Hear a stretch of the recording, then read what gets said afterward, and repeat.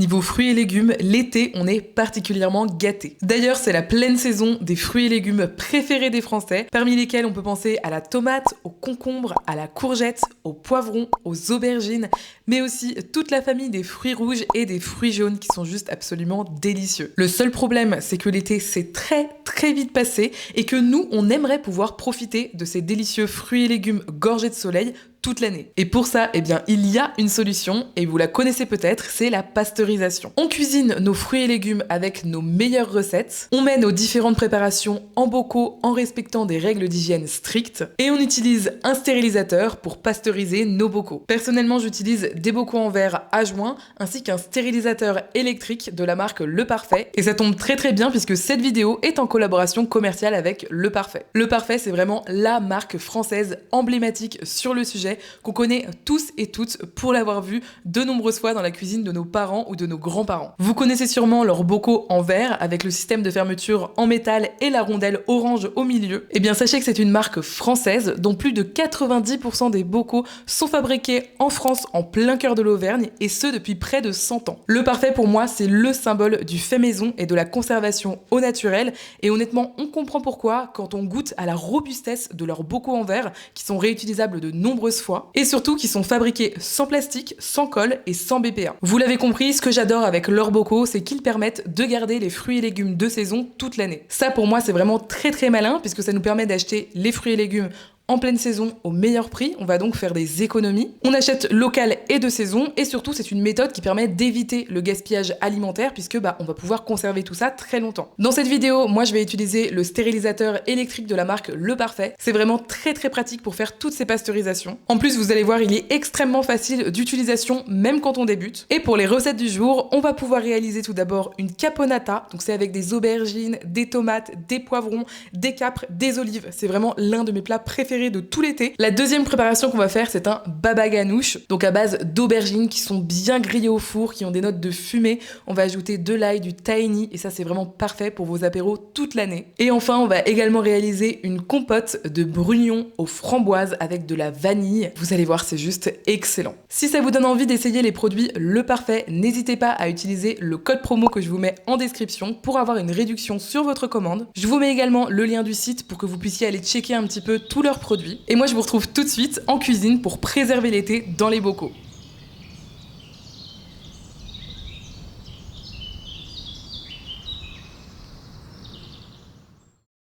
Aujourd'hui les amis, on va faire de la cuisine certes, mais pas que, puisqu'on va conserver nos bocaux. Et pour ça, il y a quelques règles d'hygiène à respecter absolument. La première, ça va être de bien vous laver les mains, d'avoir les mains très propres, de porter sur vous un tablier propre. On travaille également toujours avec des ustensiles qui sont propres, sur un plan de travail qui est propre. Et ensuite, en ce qui concerne le matériel, ici j'ai mes bocaux Le Parfait et je les ai tout simplement lavés, je les ai mis au lave-vaisselle. Comme ça passe à l'eau très chaude et surtout ça sèche à l'air à l'intérieur. Mais de votre côté, si vous ne souhaitez pas fonctionner comme ça ou si vous n'avez pas de lave-vaisselle, vous pouvez très bien laver vos bocaux avec de l'eau chaude savonneuse, vous les rincez précautionneusement et ensuite vous les laissez sécher à l'air libre. Cette seule étape, elle est suffisante, mais moi je vais prendre une précaution supplémentaire en passant mes bocaux au four. Alors vous pouvez très bien stériliser vos bocaux en les mettant dans de l'eau bouillante. Je vais vous montrer comment faire juste après avec le reste de mes ustensiles, mais pour la quantité de bocaux qu'on a, je trouve que ça prend du temps, que c'est pas la méthode la plus pratique et donc je vous conseille plutôt de faire la méthode au four qui est extrêmement simple. Pour ça, vous mettez tout simplement vos bocaux tous ensemble sur une plaque de cuisson qui va au four. Ensuite, je place les bocaux dans un four éteint.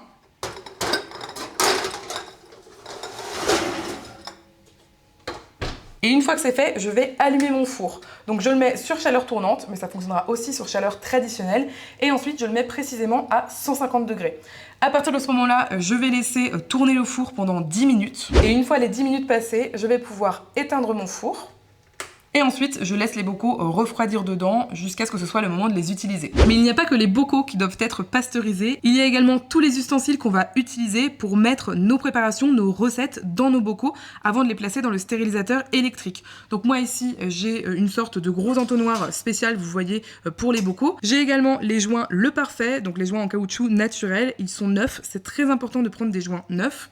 J'ai aussi une louche et une cuillère qui va me permettre un petit peu aussi de mettre mes préparations dans les bocaux. À ce stade, c'est très simple. Vous venez verser de l'eau qui sort de votre bouilloire, qui est bien chaude. Vous versez ça dessus. Je mets bien de l'eau jusqu'en haut de certains ustensiles, notamment l'entonnoir. Une fois que c'est fait, j'allume le feu sur feu maximum et je vais de nouveau porter à ébullition. Ça va prendre vraiment quelques secondes. Ça y est, on peut voir que l'eau bout. Du coup, on peut éteindre le feu et on peut directement sortir nos ustensiles. Donc ne vous brûlez pas. Moi, j'utilise comme ça une pince, hop, en inox. On sort nos ustensiles, on les égoutte un petit peu et on les pose sur un torchon propre, sur un plan de travail propre. Et maintenant, on va passer à notre première recette, que j'adore vraiment, je trouve qu'elle est trop peu connue. C'est une recette sicilienne qui nous vient d'Italie, et c'est vrai qu'en Italie, on sait y faire avec les légumes gorgés de soleil. C'est donc une recette de caponata. Donc pour ça, on va commencer par prendre des aubergines qu'on va couper en petits cubes. Donc comme d'habitude, mes aubergines sont bien lavées, tous les légumes, tous les fruits et légumes de cette vidéo seront bien nettoyés avant de les utiliser, c'est très important. Et donc je commence par faire des petites tranches comme ça. Et une fois que c'est fait, je recoupe dans l'autre sens. Dans une cocotte sur feu moyen fort, je mets un généreux filet d'huile d'olive ou d'huile de cuisson si vous préférez. Et j'ajoute mes cubes d'aubergines. Les aubergines, ça réduit énormément, donc même si on a l'impression que ma cocotte est complètement pleine, ce qui est le cas pour l'instant, ça va beaucoup réduire et donc on aura la place ensuite pour les autres ingrédients. Donc je mélange bien, le but c'est d'enrober les aubergines d'huile. Et surtout, j'oublie pas d'ajouter une pincée de sel pour exhauster les saveurs. On voit déjà que ça réduit juste en mélangeant. J'ajoute également du miso rouge. Il ne va pas se diluer tout de suite dans la préparation, mais comme dit, au fur et à mesure que les aubergines vont lâcher du jus, ça va fondre dans le jus et ça va ajouter de l'umami à notre préparation. Ensuite, je couvre ma cocotte et je vais m'occuper de mes autres ingrédients. On a dit qu'on mettait l'été en bocaux, donc pour moi, impossible de ne pas faire au moins une recette avec des tomates. Du coup, hop, une fois que je les ai bien lavées, je les coupe tout simplement en quartiers. Voilà, franchement, c'est un peu égal les morceaux dans lesquels vous les coupez, parce que de toute façon, elles vont fondre à la cuisson. Moi, je fais des quartiers parce que c'est le plus simple, mais si vous souhaitez faire une autre forme, vous pouvez aussi le faire. Ok, donc on peut voir que les aubergines sont déjà bien réduites, elles sont presque confites. Et au niveau de la place qu'elles prennent dans la cocotte, ça n'a rien à voir. Donc on peut ajouter les tomates. À nouveau, on mélange bien. Ensuite, on va également mettre du céleri branche. Donc pour le céleri branche, même si je le lave très bien, ça reste toujours un petit peu sketchy sur le bout. Donc je ne les utilise pas, je ne prends pas de risque. Et ensuite, je coupe en petits morceaux comme ça. Pareil, ça va s'attendrir à la cuisson et ça va donner un délicieux goût à notre caponata. D'ailleurs, je pense que ce n'est pas pour rien si on utilise du sel de céleri, c'est bien parce que ça donne un super goût aux préparations. Et je les ajoute. Un autre ingrédient indispensable de cette recette, et que j'adore vraiment l'été, c'est le poivron rouge. D'ailleurs, je sais qu'il y a plusieurs teams, mais est-ce qu'il existe vraiment une team poivron vert? Honnêtement, si vous existez, manifestez-vous en commentaire, parce que perso, je préfère largement le poivron rouge ou encore le poivron jaune, ou plus rarement, on peut trouver aussi des poivrons orange. Donc je coupe comme ça, hop, les joues du poivron. Donc pour couper un poivron sans avoir toutes les graines qui se mettent partout sur votre planche à découper, moi je fonctionne tout simplement comme ça. Je fais vraiment très simplement, je sais qu'il y a plusieurs méthodes, etc. Mais celle-là, je trouve que c'est encore la plus simple et la plus efficace. Donc je vous montre sur un poivron qui est tout entier, comme ça. Je coupe une première joue du poivron, et en fait, les grains, les pépins, ils sont juste ici. Donc vous n'allez pas les toucher si vous faites vraiment attention à pas aller au centre, en fait, à pas toucher à cette partie-là, la partie du pédoncule. Hop, ensuite je continue à couper comme ça. Voilà. Et là, j'ai tous mes pépins qui sont restés sur mon pédoncule. Une fois que j'ai toutes mes joues de poivron, je peux les couper, voilà, un peu grossièrement en lanières. Moi, j'aime bien les couper en lanières, comme ça. Alors vous pourriez, si vous voulez vraiment être tatillon, enlever cette partie blanche sur le poivron. On dit qu'elle est amère, mais écoutez, je ne trouve pas vraiment que ce soit le cas. Et je trouve surtout que dans une recette cuite, mijotée comme ici, ça n'a vraiment aucune différence. Et comme ça, on évite de gâcher du produit. Et c'est toujours bon à prendre. Pour le poivron, vous pouvez le couper de ce côté-là ou de ce côté-là. Moi, je vous conseille toujours de le couper de la partie rugueuse, la partie intérieure, et pas la partie lisse. Pourquoi? Parce que si vous avez un couteau qui n'est pas très affûté, ce qui peut être le cas parfois, la lame de couteau risque de glisser en fait sur le côté. Bon, la mienne est affûtée donc ça ne se voit pas, mais ça risque de glisser sur le côté et de vous blesser. Donc ne prenez pas de risque, mettez-le toujours de ce côté-là. Et là, en coupant, vous n'aurez aucun risque que votre lame de couteau glisse sur vos doigts. J'ajoute les poivrons à la préparation qui est déjà en train de bien mijoter. Et maintenant, on va encore ajouter plein d'ingrédients qui vont apporter beaucoup de saveur et qui vont faire pour moi toute la différence sur ce plat. Tout d'abord, je mets un bocal entier d'olives vertes qui sont dénoyautées. J'enlève la saumure avant. Vous pourriez la laisser, ça pourrait saler avantageusement le plat, mais ça va ajouter du liquide et je trouve que c'est pas très intéressant ici. Si comme moi, vous y êtes sensible et pour casser l'acidité de la tomate qu'il peut y avoir dans le plat, j'aime bien ajouter l'équivalent d'une cuillerée à soupe de sirop d'érable. J'ajoute ensuite de l'ail haché, le mien est surgelé donc ne vous étonnez pas. Et maintenant on va laisser cuire tout ça 10 minutes à couvert. Donc moi vous le savez, j'aime bien utiliser ma cocotte minute. Du coup je vais simplement le mettre sous pression.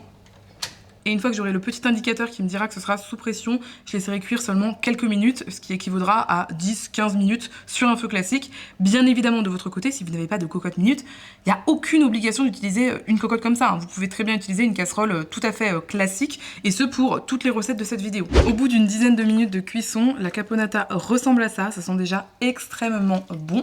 Mais on ne va pas s'arrêter là, on va encore ajouter pas mal de saveurs. On va notamment mettre une petite cuillerée à soupe de sauce soja salée. Alors c'est pas dans la recette originale, mais je trouve que ça complimente extrêmement bien les saveurs de ce plat. Ensuite, on va mettre du vinaigre balsamique. Donc bon, pour moi, c'est du velours balsamique. C'est pas du tout embêtant. J'en mets une cuillerée à soupe. Et surtout, je n'oublie pas la star de cette recette, les capres que j'ai égouttés. Donc ce sont des capres au vinaigre. Je mélange à nouveau. Je replace le couvercle et j'allume le feu sur feu moyen. Je vais laisser cuire ça pendant au moins 20-25 minutes. Vous allez voir, ça va encore bien compoter et ça va être excellent. Et voici le résultat de la caponata après la seconde cuisson. Ça sent vraiment extrêmement bon. C'est juste incroyable. Pour moi, c'est vraiment la recette typique pour mettre le soleil en bocal. Je sais pas si vous avez déjà goûté les plats avec les olives comme ça qui sont cuites un petit peu dans le mélange. Je sais pas comment vous expliquer, ça apporte une saveur incroyable. Donc on va pouvoir passer maintenant à la mise en bocal. Pour ça, il faut que la préparation soit bien chaude. Je travaille avec des mains bien propres. Je les ai relavées très régulièrement pendant tout le processus. Je vais travailler avec les bocaux, bien évidemment, le parfait, vous l'aurez compris. Les miens, ce sont les super, donc ils font 1000 ml, soit 1 litre. Et là, l'important, ça va être de bien regarder vos bocaux. Vous avez un max ici et il va bien falloir respecter le max. Pour les remplir, j'utilise l'entonnoir le parfait, hop, qui est parfait pour les grands bocaux comme ça. En fait, il a une grande ouverture. Et de cette façon, avec une louche, hop, je vais pouvoir remplir très proprement.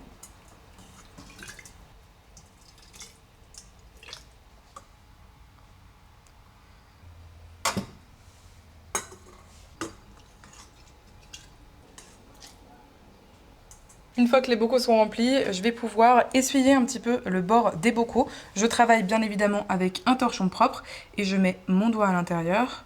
Hop. Et comme ça, je peux bien essuyer les bords.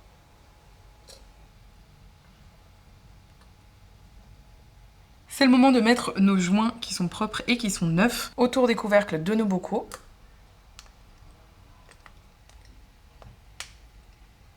Les fameux joints orange que tout le monde connaît, je crois, et qui ne sont pas en plastique, qui sont en caoutchouc naturel. C'est la sève d'un arbre.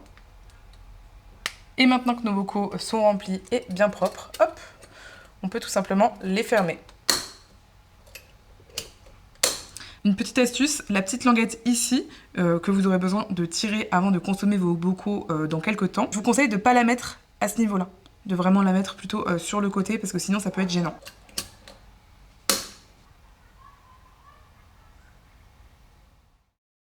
Pour notre deuxième recette, on va continuer à mettre l'été en bocal en utilisant de magnifiques brugnons. On va faire une compote de brugnons à la framboise et à la vanille. Vous allez voir, c'est excellent. Et alors pour cette recette, vous avez plusieurs possibilités. Ou bien vous allez décider de mixer votre compote à la fin. Et dans ces cas-là, vous pouvez laisser la peau des brugnons et les découper en morceaux avant de cuire votre compote.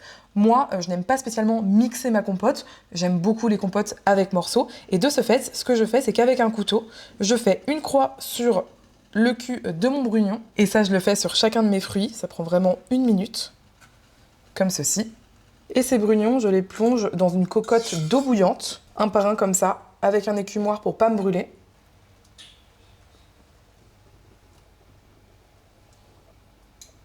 Et là, je vais laisser reposer dans l'eau bouillante, mais sur feu éteint, pendant vraiment 1 à 3 minutes. Pendant ce temps-là, je remplis une grande cocotte d'eau froide. On peut même mettre de l'eau glacée. Et une fois que c'est fait, je plonge mes brugnons dans l'eau froide. Comme ça, on va créer une sorte de choc thermique. Ça va permettre surtout d'arrêter aussi la cuisson des brugnons. Et vous pouvez déjà le voir, on voit que la peau commence à s'enlever toute seule. C'est vraiment très facile comme processus.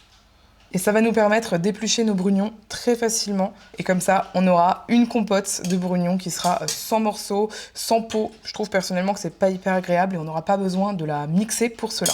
Et une fois que les fruits sont suffisamment refroidis pour pouvoir les tenir dans la main, regardez-moi ça, la peau s'enlève toute seule. C'est tellement satisfaisant. Ça rappelle un petit peu les pêches au sirop, vous savez, qu'on peut acheter dans le commerce ou même faire maison d'ailleurs. Voilà, ça donne ça, on a un super beau fruit, bien épluché et avec très peu d'effort. Je vais faire pareil pour tous les autres fruits. Non mais regardez-moi cette couleur, c'est juste magnifique. On dirait un coucher de soleil, mais dans un fruit. Une fois que vous avez de magnifiques brugnons tout nus comme ça, on va pouvoir les couper. Donc moi, ce que j'aime bien faire, c'est les couper en quartier à peu près. Après, voilà, vous n'avez pas besoin que les morceaux soient de taille égale. Faites bien attention à ne pas vous couper à cette étape, parce que ça peut être un petit peu glissant sur la planche à découper.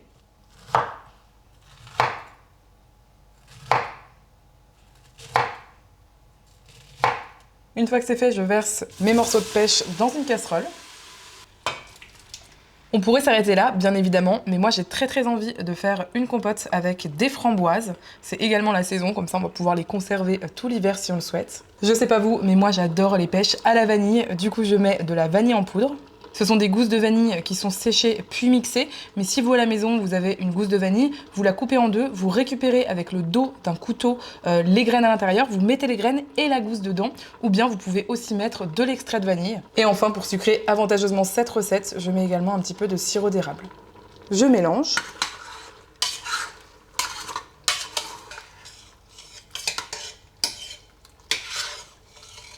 Alors voyons ce que donne la cuisson après seulement 10 minutes. Waouh, ça sent extrêmement bon. Et en plus, on voit bien que les pêches sont parfaitement cuites. Regardez ce que ça donne, on a des beaux morceaux de fruits. Comme dit, moi je préfère la compote qui n'est pas mixée. Après c'est vrai que là, vu l'apparence et aussi avec le jus qui a été rejeté lors de la cuisson, d'ailleurs sachez qu'il y aura plus de jus si vous utilisez comme moi une cocotte minute et il y en aura moins si vous cuisez à la casserole tout simplement parce que à la cocotte minute il n'y a pas de déperdition d'humidité tandis que c'est le cas à la casserole et ce même si vous couvrez votre casserole.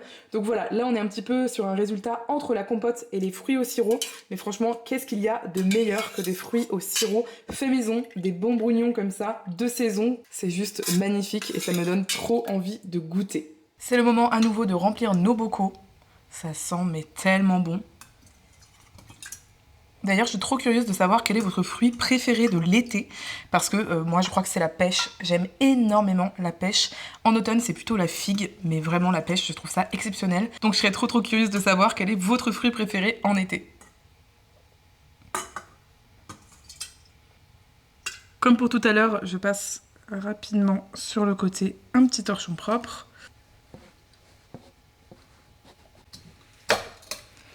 Hop, je ferme.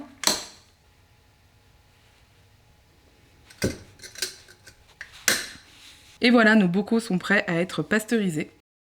Pour la prochaine recette, on va faire un baba ganoush. Je ne sais pas si vous avez déjà goûté, mais c'est absolument excellent. Et je pense que votre famille et vos amis vont clairement vous demander la recette si vous servez ça au prochain apéro. Du coup, si t'es arrivé jusqu'ici dans la vidéo, mets le mot aubergine en commentaire. Comme ça, toi et moi, on saura que c'est le mot secret.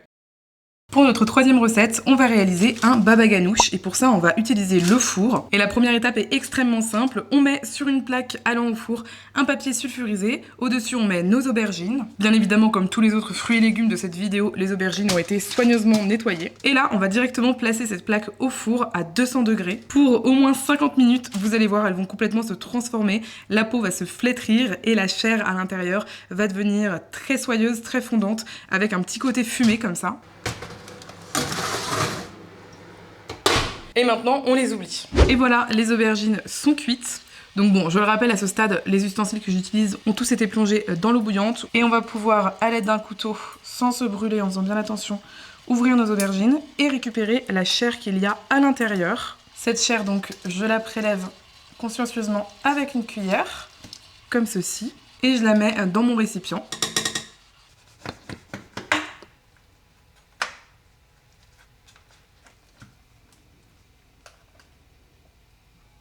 Une fois qu'on a la chair de notre aubergine ici qui est dans un récipient, n'hésitez pas à enlever un petit peu le liquide qui va s'en extraire. Alors moi vous voyez, j'ai un bec verseur sur ma casserole, donc j'ai tout simplement utilisé le bec verseur. Mais si c'est pas votre cas, vous pouvez tout simplement, une fois que vous avez récupéré la chair des aubergines, mettre cette chair dans une passoire, laisser un petit peu reposer comme ça et le liquide va s'extraire. Le liquide n'est pas spécialement bon, il est légèrement amer. Et en plus de ça, on souhaite vraiment pas avoir plus de liquide dans le cadre d'une pasteurisation. Donc ensuite, on va pouvoir ajouter du jus de citron. Je l'ai déjà pressé. On y met également de l'huile d'olive. L'ingrédient indispensable du baba ganoush, c'est vraiment le tahini. Donc c'est de la pâte de sésame, 100% sésame. Voilà. Il nous faut également de l'ail. Alors pour ça, il y a plusieurs méthodes. Certaines personnes mettent de l'ail qui est cru. Moi, je vous le conseille pas. D'autres personnes mettent de l'ail au four en même temps que les aubergines. Ça, c'est une très bonne option si vous avez de l'ail chez vous. Mais moi, je n'avais plus d'ail chez moi. En tous les cas, d'ail frais aujourd'hui. Donc, je vais tout simplement mettre de l'ail comme ça séché. Ça fera très bien l'affaire. Je mets également un tout petit peu de piment en poudre. Et pour saler, bien évidemment, vous pouvez utiliser du sel tout à fait classique. Mais moi, j'achète en épicerie indienne du sel fumé. C'est vraiment incroyable au niveau de la saveur. C'est vraiment un sel qui a été fumé avec du bois. Donc il y a bois de sapin, bois de hêtre, etc. Et ça rappelle vraiment le fumé, par exemple, du saumon fumé. Donc ici, j'ajoute ça parce que comme on a cuit nos aubergines au four, plutôt que de les cuire, par exemple, sur une flamme, comme c'est le cas traditionnellement, on perd légèrement le côté fumé vraiment du feu en contact direct avec l'aubergine. Du coup, même s'il y a déjà un petit goût fumé dans mes aubergines, je vais le renforcer avec ce sel fumé. Bon, je vais pas mettre toute la cuillère, ce serait trop, mais voilà, j'en mets un petit peu. C'est parti, je mixe et je rappelle que j'ai plongé le bout de mon mixeur plongeant dans de l'eau bouillante pour bien évidemment que ce soit safe d'un point de vue sanitaire.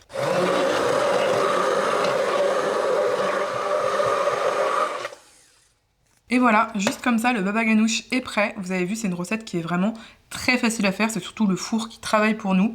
C'est juste excellent si vous n'avez jamais goûté.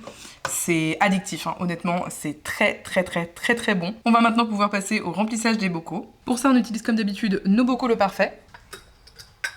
Je réutilise mon entonnoir que j'ai entre-temps mis dans de l'eau bouillante. Et alors là, je peux pas vous dire comme je suis pressée de déguster ça cet hiver, quand il fera bien froid et qu'on n'aura plus aucune aubergine sur nos étals. Donc comme précédemment, on vérifie bien qu'on soit en dessous du niveau max. Là, on est vraiment juste en dessous, donc c'est parfait. Je passe sur les bords avec mon torchon propre. Je glisse le joint en caoutchouc. Je ferme le bocal. Et là, j'ai l'équivalent d'1 litre de baba ganoush qu'on va pouvoir passer au stérilisateur électrique. On va pouvoir maintenant passer à la pasteurisation. Donc pour ça, j'utilise le stérilisateur électrique de la marque Le Parfait. Il y a 2 modèles sur le site de Le Parfait, mais le mien fait 23 litres, ce qui fait que je peux mettre jusqu'à 6 bocaux de 1 litre à l'intérieur. Donc je trouve que c'est très bien. Donc je vous montre un petit peu. Il se ferme comme ça avec un couvercle. À l'intérieur, il faut glisser dans le fond la petite grille. Ça permet que les bocaux soient pas en contact direct avec le fond de notre cuve. Donc je vous montre comment j'installe mes bocaux à l'intérieur. Vous allez voir, c'est très simple. L'objectif, c'est de les poser tranquillement sur la grille. Et il ne faut pas qu'ils s'entrechoquent, donc il faut quand même qu'il y ait un petit espace entre chaque bocal. Certaines personnes mettent un joint usagé autour de chaque bocal. Ça permet comme ça d'être certaine que ça ne s'entrechoquera pas. Certaines personnes vont aussi mettre des torchons entre les bocaux. Mais honnêtement, si vous laissez un espace, ce n'est pas nécessaire. Donc vous faites vraiment comme vous le sentez. Voilà, donc moi j'ai choisi de mettre 5 bocaux. Et il faut que tous les bocaux soient à la même hauteur. Maintenant, on va remplir notre cuve d'eau froide. Là, on y est presque, mais on voit que les bocaux sont pas tout à fait immergés, donc il faut rajouter encore de l'eau. Et voilà, là c'est parfait, on a bien tous les bocaux qui sont immergés, ils ne sont pas collés, donc ils ne vont pas s'entrechoquer. Et surtout, on a ici la jauge max qu'on n'a pas dépassée, donc c'est parfait. Maintenant, je mets le couvercle. Là, j'ai branché mon stérilisateur électrique et je vais pouvoir changer donc le temps et la température. Et au niveau du temps, si vous vous posez la question comme moi, vous devez prendre le temps de pasteurisation le plus long parmi toutes les préparations que vous avez mis à l'intérieur. Par exemple, pour moi, j'ai la compote de brugnons aux framboises qui nécessite seulement 45 minutes de pasteurisation. Mais en revanche, ma caponata et mon baba ganoush nécessitent eux 75 minutes, soit 1h15. Donc je règle mes minutes sur 75 minutes. Et ensuite, pour la température, je vais mettre 100 degrés. Voilà, donc là on est parfait, et pour le mettre en marche, j'appuie sur le bouton juste à gauche où il y a marqué marche arrêt. Et là, en fait, la température va monter petit à petit. Pour l'instant, on peut voir que comme mon eau était tempérée, elle est à 29 degrés. La température va monter jusqu'à 100 degrés, et à partir de 100 degrés, les 75 minutes commenceront à être décomptées. Je vous montre les résultats juste après. On pourrait avoir envie de soulever le couvercle pendant la pasteurisation, mais c'est déconseillé, tout simplement parce qu'on cherche à garder une température qui soit égale. Donc forcément, si vous ouvrez régulièrement le couvercle, ça va empêcher la température de rester stable pendant tout le temps de la pasteurisation. Bon, ça y est, le stérilisateur a sonné, donc ça veut dire que mes bocaux sont prêts. Je suis juste trop contente. Il est conseillé d'attendre que l'eau devienne tiède avant de récupérer les bocaux. Ça permet que la température de l'eau baisse progressivement, qu'il n'y ait pas de choc thermique avec les bocaux, et c'est vraiment ce qui est conseillé. Donc c'est ce que j'ai fait. Et ensuite, je peux récupérer très facilement mes bocaux, comme ceci.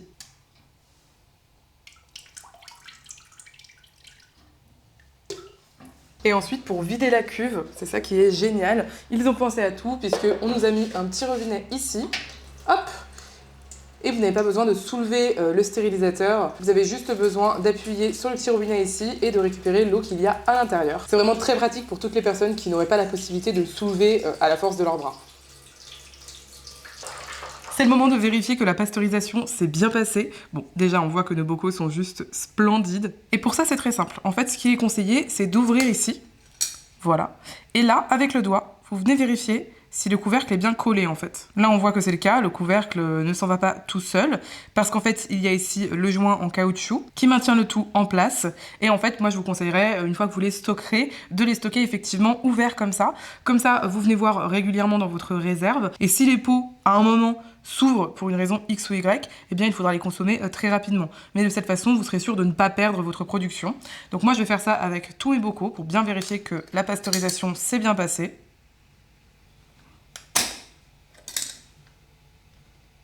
Voilà, maintenant que je sais que tous mes bocaux sont parfaitement pasteurisés, je les essuie bien et ensuite je vais pouvoir écrire la date dessus. Donc pour ça, vous avez plusieurs méthodes. On a des marqueurs ici, ce sont des marqueurs spéciaux que vous pourrez trouver sur le lien en bio, qui écrivent très bien sur les bocaux sur le verre en blanc, donc ça c'est très pratique. Ou sinon, vous avez la méthode avec les étiquettes. Non mais regardez-moi ça comme elles sont trop jolies. Ou là, vous pouvez utiliser un stylo normal et les coller sur les bocaux.